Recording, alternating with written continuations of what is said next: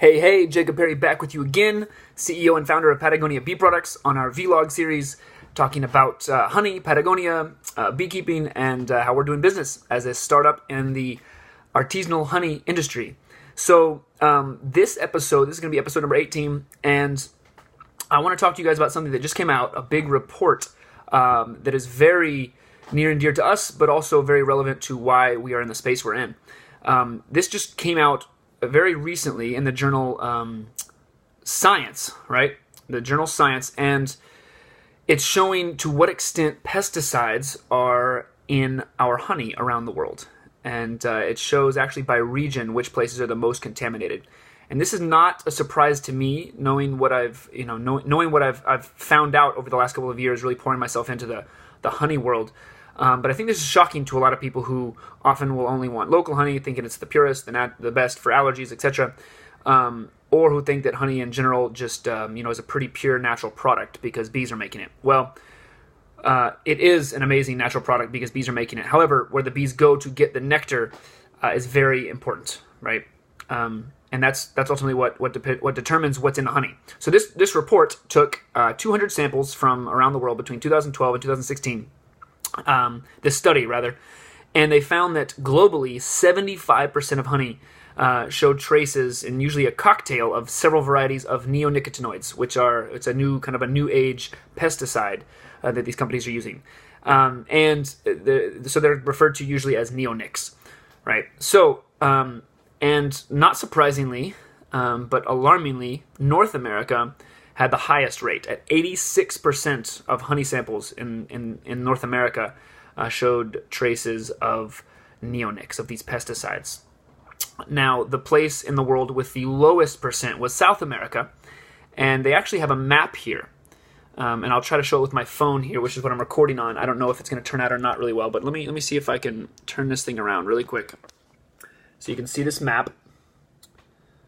Again, I have no idea if it's seeing right. I'm kind of a Luddite with technology, but I will put a link to this study, and you can see this map, and it shows all the places where pesticide use is the worst, or rather, pesticides found in honey is the worst.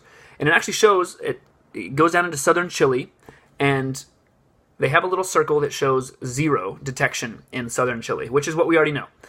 Our honey is actually tested for pesticides and GMOs, and it turns up with free of them with 0. And this study confirms that. But it's alarming to see everywhere else in the United States, in Europe, in Africa, in Asia, in South America, a lot of other places, Australia, ripe with pesticides. And this is what's in the honey. And neonics have not been studied well to see what their effects are on humans. Now, they're lethal to insects. And I think this certainly warrants further research into whether they're harmful towards humans. And this comes out after research has been coming out about farmers being able to slash the use of pesticides and still have no losses to their crops. There was a UN report that came out recently that announced the myth of pesticides being necessary to feed the world. Again, honeybees are responsible for feeding, for pollinating and ultimately producing about a third of the food we eat, and it's the nutritious food, right? Nuts and vegetables and fruit. And yet we're continuing to use these pesticides that are harmful to them.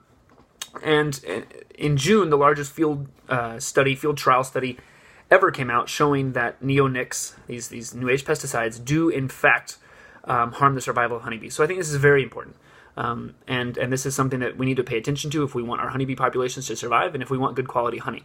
And so that's ultimately why we, as Patagonia Bee Products, are partnering with Mieles del Sur, this cooperative in southern Patagonia, because they do go through the extra measures, the extra safety steps to produce pure honey and high-quality honey, and ultimately care about the survival of their bees.